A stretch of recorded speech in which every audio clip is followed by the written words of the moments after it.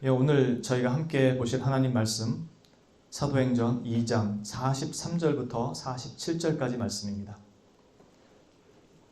신약성경 190페이지 사도행전 2장 43절에서부터 47절까지 말씀입니다.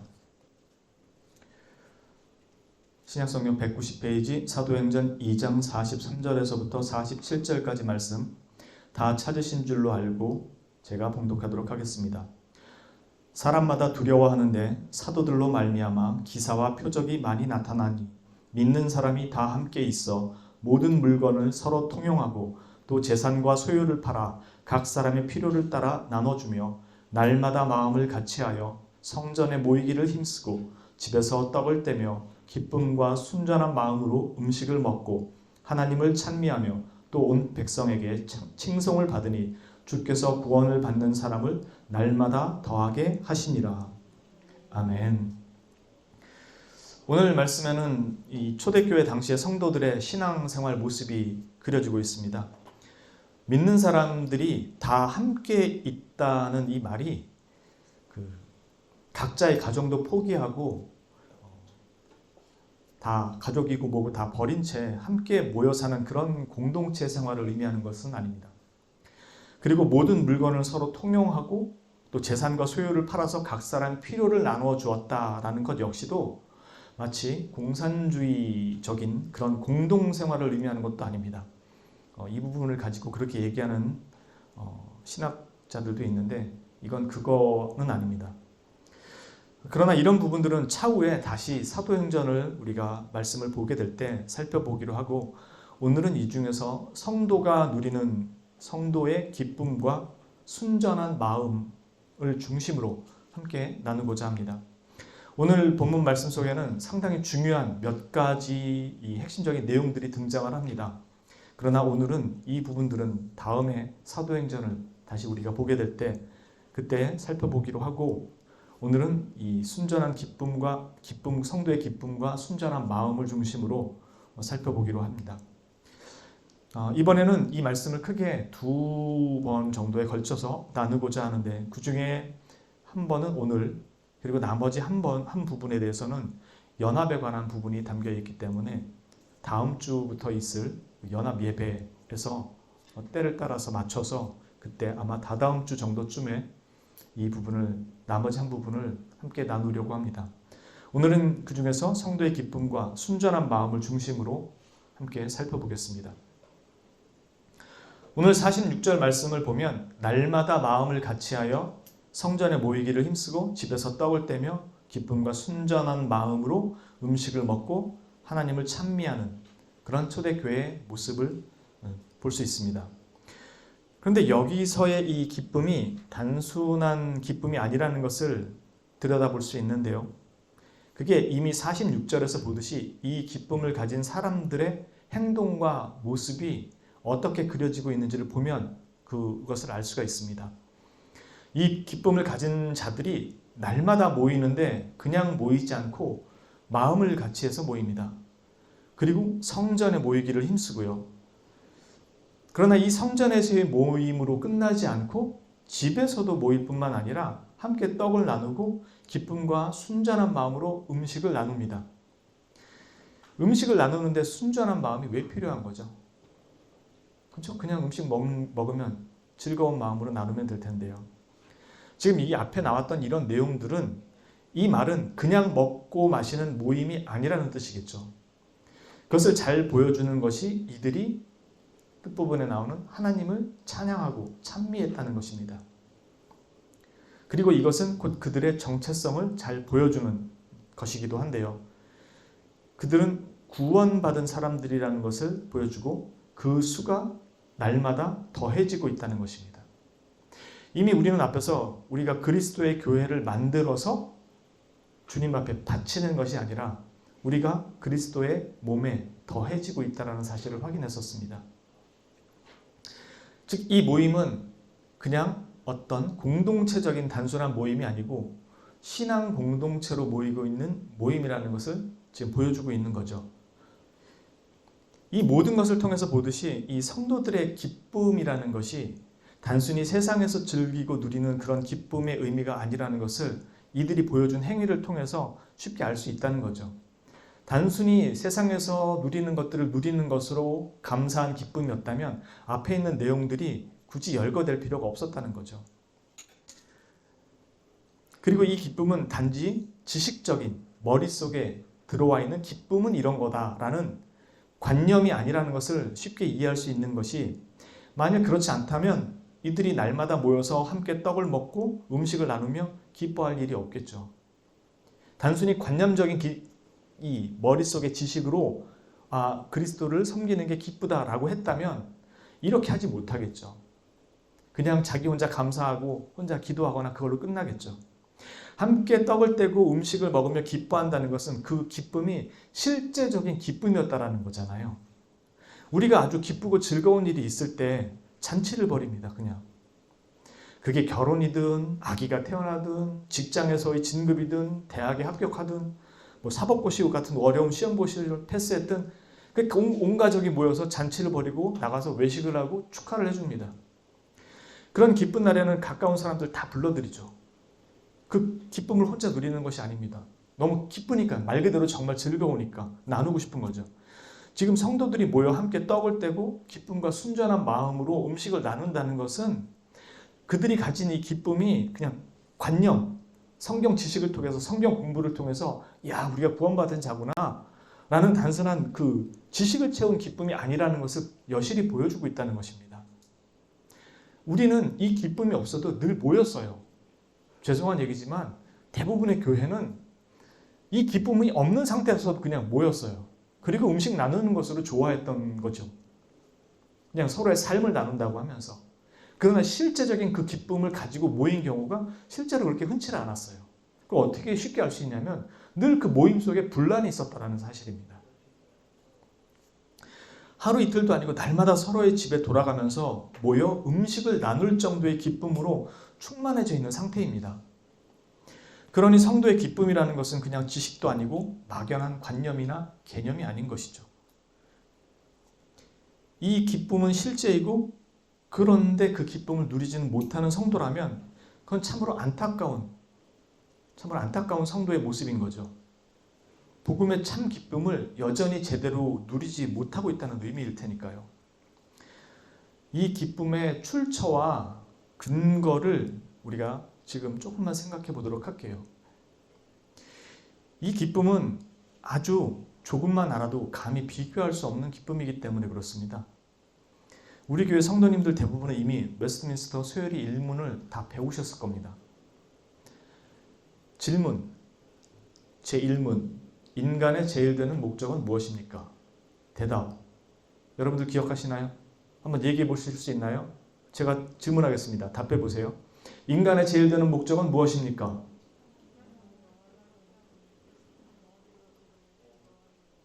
그죠? 입으로 잘 안 나와서 그렇지 머릿속에는 이미 다 있잖아요. 예, 다 입력은 돼 있어요. 출력이 지금 안 되고 있어서 그렇지. 예, 그렇습니다. 인간의 제일 되는 목적은 하나님을 영화롭게 하고 영원토록 그분을 즐거워하는 것입니다. 이게 어떤 면에서 보면 그게 가능한가? 왜냐면 하나님을 영화롭게 하는 것까지 이해하겠는데 영원토록 그분을 즐거워한다는 게 내 삶에서 실제로 그렇게 즐거워해 본 적이 없으면 쉽게 와서 닿질 않아요. 왜냐하면 그분에게서는 그분을 영원토록 즐거워한다는 게 대단히 힘든 어떤 율법적인 행위, 고역처럼 느껴질 수 있어요.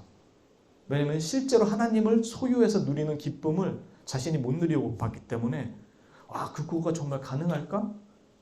이렇게 생각할 수 있습니다.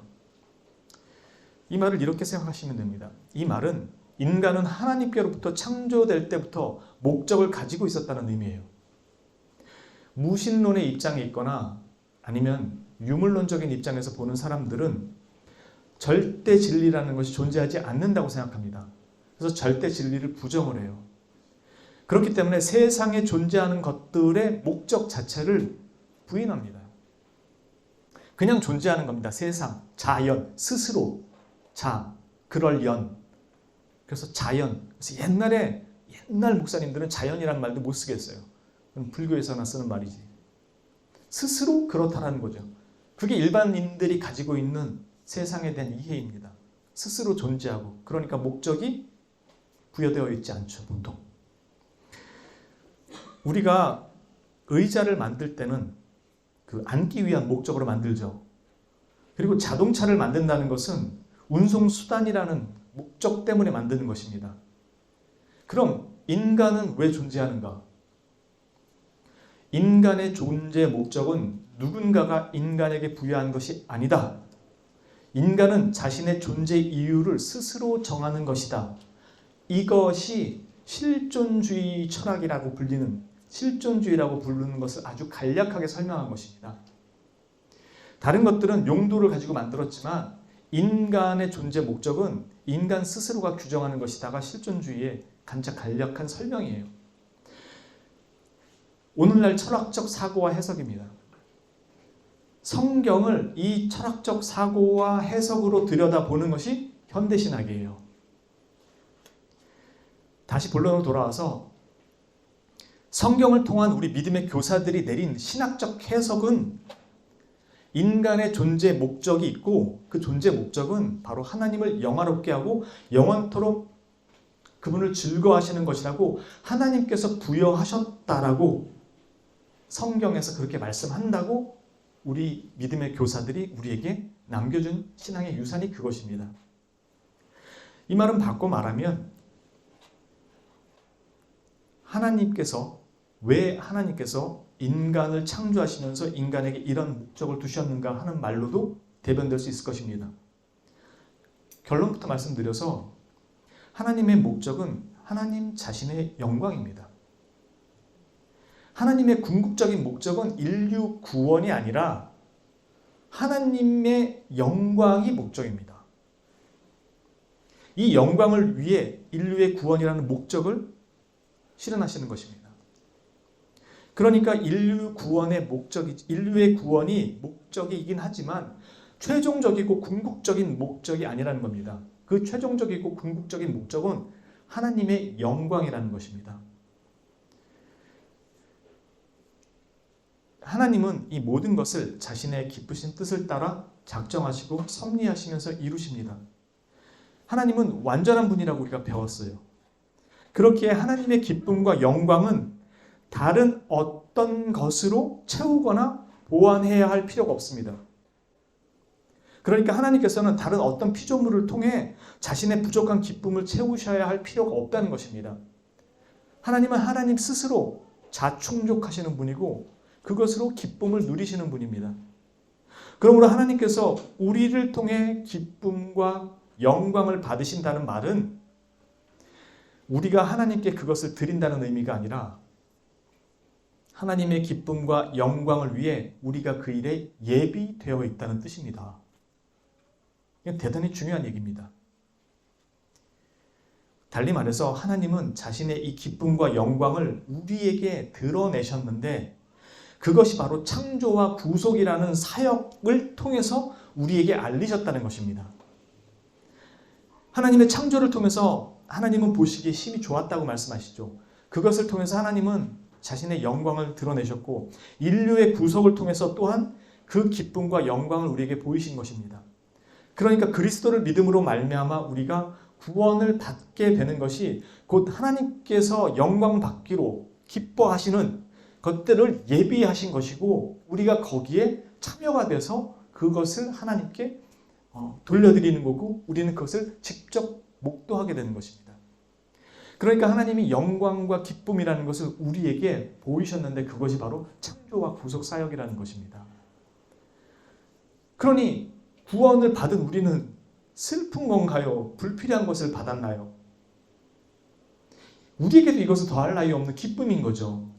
왜냐하면 하나님의 완전한 기쁨이 창조와 구속을 통해서 보여졌고 우리는 그 구속에 들어와 있는 사람들이잖아요.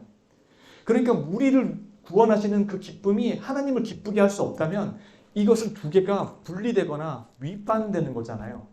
하나님은 다른 것에서 기쁨을 채우시는 게 아니라고 말씀드렸잖아요.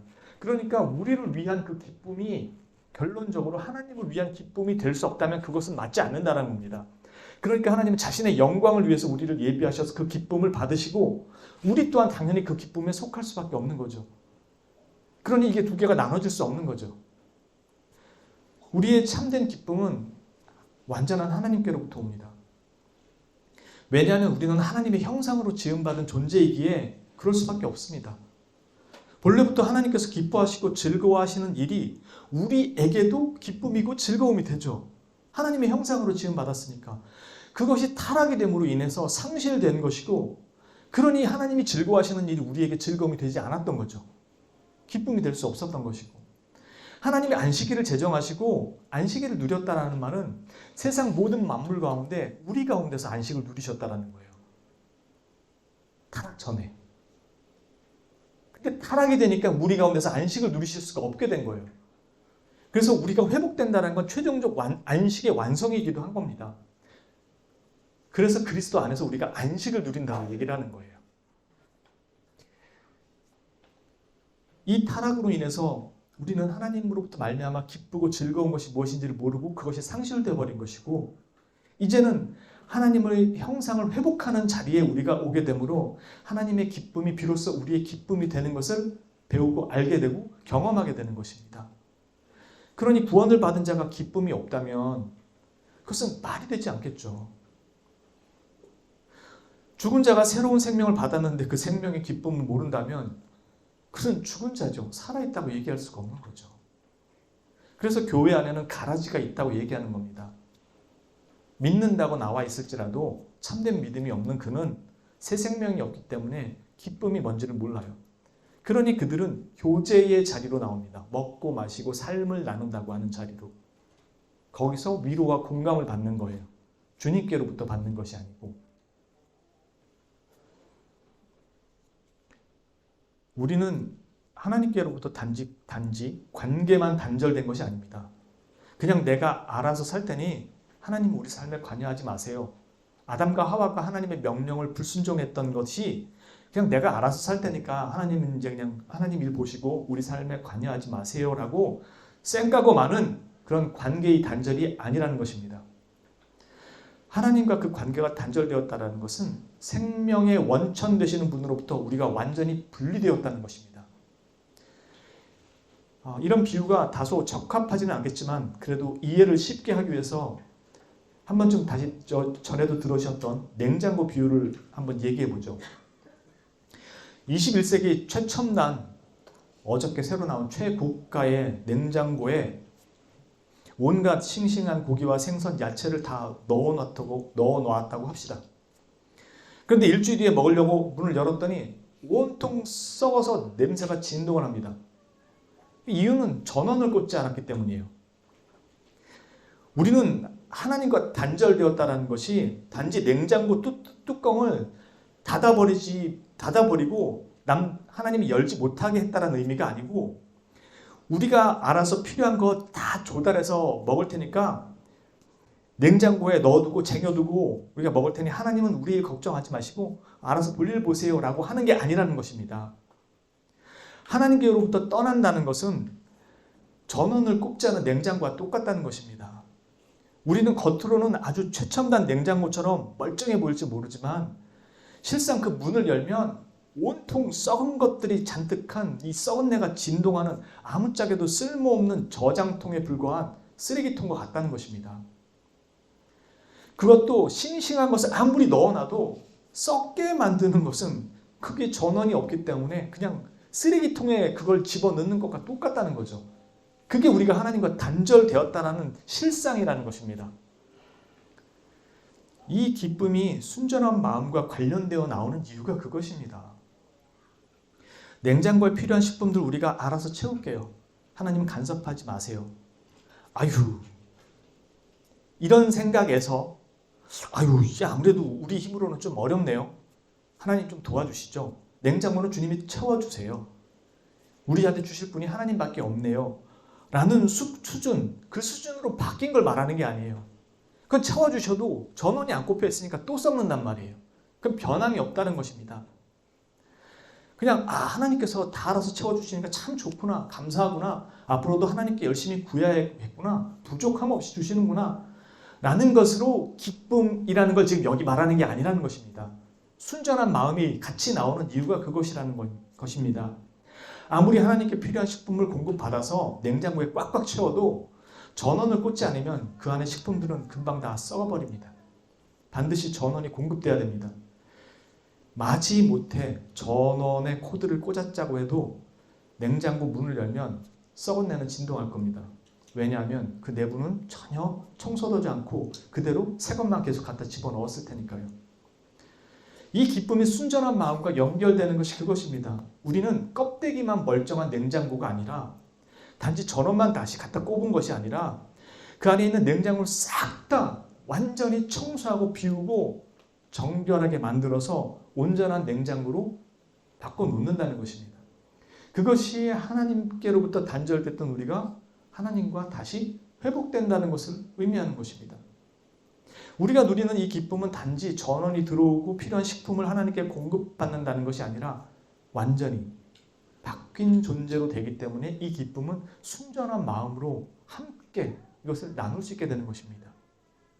그래서 이 기쁨은 세속적 기쁨이 아니라 하나님께로부터 살아있는 생명을 공급받아 누리는 정말로 참된, 오직 하나님께로부터만 받는 참된 기쁨입니다. 그래서 순전한 마음을 품게 되는 것이고, 그래서 그는 자신의 기쁨을 위한 삶이 아니라 비로소 하나님이 기뻐하시는 삶을 살도록 부름받고 거기에 대해서 거부감이 없어집니다. 영적 갱신이 일어나고 이 영적 갱신은 육적 갱신도 끌어갖고 오는 것입니다. 하나님께서 목적하신 그것, 하나님을 영화롭게 하고 영원토록 그분을 즐거워하는 것이 이 새 생명으로 말미암아 가능하게 된 것입니다. 하나님의 영광이 자신에게도 기쁨이 되는 존재로 바뀐 것이죠. 왜냐하면 그 생명의 원천이 되시는 분으로부터 그 생명의 원천이 무엇인지를 알고 공급받기 시작하고 깨닫기 때문에 부패한 것을 원하지 않게 됩니다. 너무 당연한 거 아니겠어요? 멀쩡한 싱싱한 고기를 먹던 사람이 썩은 고기 먹으라면 누가 그걸 먹겠습니까? 새 생명이 자연스럽게 새로운 생명에 걸맞는 것을 원하지, 부패하고 오염된 것을 원하지, 좋아하지도 기뻐하지도 않습니다. 그래서 그는 하나님께서 기뻐하시는 것을 자신도 기뻐하게 되고 하나님의 영광을 자신도 즐거워하게 됩니다. 그래서 영원토록 그분을 즐거워할 수 있게 되는 것입니다. 이전에는 하나님께로부터 뭐 즐거워할 만한 일이 있을까? 아우, 교회 가면 시키는 일 많고 피곤하고 뭐 이래저래 참 번거롭고 짜증스러운데 라는 것들이 비로소 내 안에서 내적 완전 영적 갱신이 일어나기 때문에 육적으로도 그 갱신을 따라가면서 하나님이 기뻐하시는 일에 한 걸음 한 걸음 도전에 들어가는 것입니다. 그래서 그가 가지는 기쁨은 순전한 마음을 동반하게 돼요. 악한 마음을 품으면서 주님 일을 할 수가 없어요. 바로 이들이 구원받은 자들이고 믿는 자들의 모습입니다. 그래서 그들이 날마다 마음을 같이 할 수 있는 이유가 이 중심, 마음의 중심에는 오로지 한 분, 한 성령, 한 그리스도가 그 안에 있고, 그래서 그들은 하나님을 향하기 때문에 성전에 모이기를 힘쓸 뿐만 아니라 그리스도를 증거하게 되는 것이고, 그 자리에 모여서 그 일에 힘쓰게 되는 것입니다. 그리고 또한 집에서 서로 모여 그리스도의 지체임을 확인하고 함께 떡을 나누고 기쁨과 순전한 마음으로 음식을 나눌 수 있게 되는 것입니다. 한 지체니까요. 그리고 그 기쁨이 되시는 유일한 참 하나님을 예배하고 경배하게 되는 것입니다. 그러나 또한 우리가 알아야 할 것은 이 기쁨은 세상의 것과 같지 않기에 환난과 고난이 없는 기쁨이 아니라는 것입니다. 또한 무슨 약 먹은 사람들처럼 그냥 마냥 헬렐레 하고 하는 그런 기쁨이 아닙니다. 정신줄 놓고 해벌레 하는 쾌락도 아니고 먼 내세의 지상 낙원만 바라보면서 희죽거리는 이런 현실 도피용 약물도 아닙니다. 그리스도인이 누리는 기쁨은 세속적인 관점으로 이해할 수 있는 그런 기쁨이 아닙니다. 그래서 이 기쁨은 환난과 시련이 제거되지 않을 수도 있고 오히려 이것을 통해서 완성된다고 말씀합니다. 로마서 5장 1절에서 4절은 구원받은 자의 길이 마냥 평탄할 수 없다고 분명히 말합니다. 그러므로 우리가 믿음으로 의롭다 하심을 받았으니 우리 주 예수 그리스도로 말미암아 하나님과 화평을 누리자. 또한 그로 말미암아 우리가 믿음으로 서 있는 이 은혜에 들어감을 얻었으며 하나님의 영광을 바라보고 즐거워하느니라. 다만 이뿐 아니라 우리가 환난 중에도 즐거워하나니 이 환난은 인내를, 인내는 연단을, 연단은 소망을 이루는 줄 알미로다. 이게 믿는 자의 기쁨 속에 함께하는 환난과 고난에 대한 이야기입니다. 대표적인 사람들이 바로 사도들이죠. 예수님과 그 많은 기적들을 경험하고 누리고 본인들이 또한 그 기적들을 행하는 사람들입니다. 그런데 그들에게도 고난이 제거되지는 않습니다. 사도행전 5장 40절에서 42절은 대제사장과 사두개인들에게 붙잡혀가지고 옥에 갇혀서 고문당하던 그 사도들의 모습이 나옵니다. 그리고 그들이 풀려나는 내용이 나오는데 이렇게 얘기합니다. 사도들이 말하기를 그들이 옳게 여겨 사도들을 불러들여 채찍질하며 예수의 이름으로 말하는 것을 금하고 놓으니 사도들은 그 이름을 위하여 능력받는 일에 합당한 자로 여기심을 기뻐하면서 공회 앞을 떠나니라. 그들이 날마다 성전에 있든지 집에 있든지 예수는 그리스도라고 가르치기와 전도하기를 그치지 아니하니라. 그리스도와 함께 있으면서 모든 것을 보고 모든 것이 가능하다는 것을 경험한 그들에게도 이 환난과 고난은 제거되지 않습니다. 그런데 기뻐했다고 합니다. 이 기쁨은 세속적 기쁨이 아니기 때문에 그들이 기뻐할 수 있었다라는 거지 내게 있는 환난과 고난이 다 제거돼서 기뻐했다라는 것을 말하는 것이 아닙니다. 너무 당연합니다. 왜냐하면 그 기쁨은 그들에게 있는 현상이 아니라 그리스도가 그 기쁨 자체이기 때문에 그들은 기뻐할 수 있었던 것입니다. 그러나 그렇다고 이들이 그저 마냥 기쁘고 행복해 죽겠다라고 평생을 그렇게 살았다고 이야기하지 않습니다. 다만 그들이 소유한 것이 이 세상에서는 가져갈 수 없는 것이기에 그 기쁨이 이 환난과 시련을 이겨내게 만들었다고 말하는 것이죠. 그리고 그 속에서도 그 기쁨을 누리고 나눌 수 있었다는 것입니다.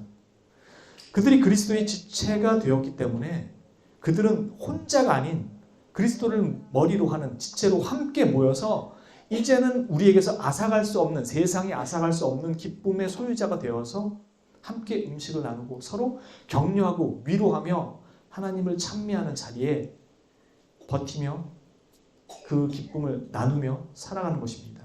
이것이 교회의 본 모습이라고 지금 가르쳐 주는 것입니다.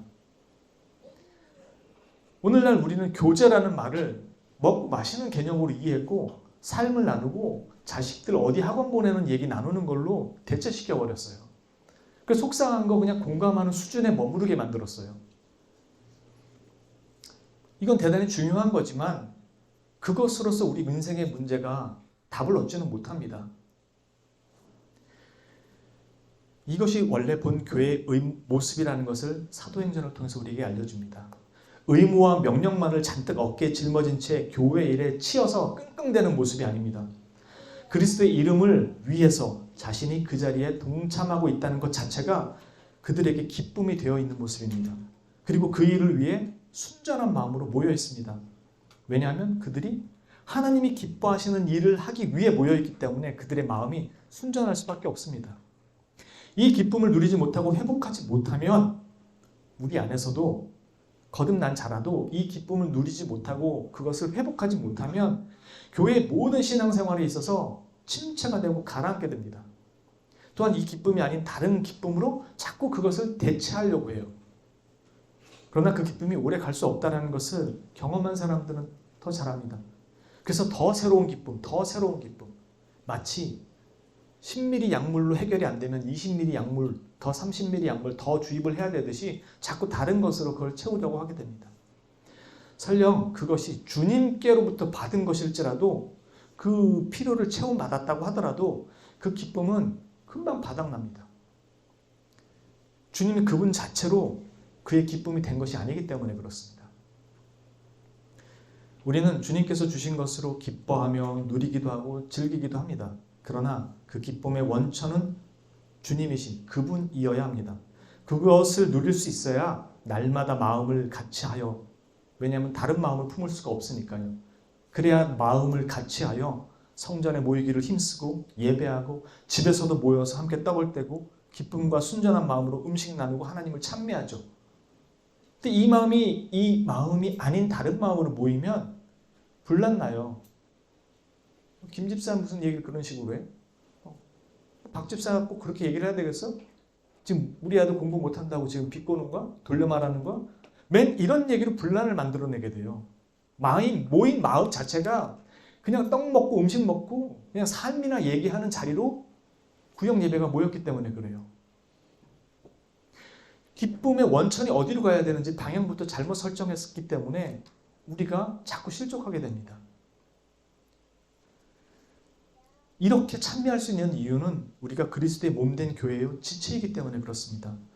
머리와 분리된 몸과 지체가 죽은 것처럼 머리와 분리된 몸과 지체는 죽잖아요. 머리가 분리되면. 그러나 그런 것처럼 머리와 함께 있는 이 몸과 지체는 결국 죽지 않죠. 그래서 머리가 원하는 것을 지체가 행하죠. 머리가 지시하는 것을.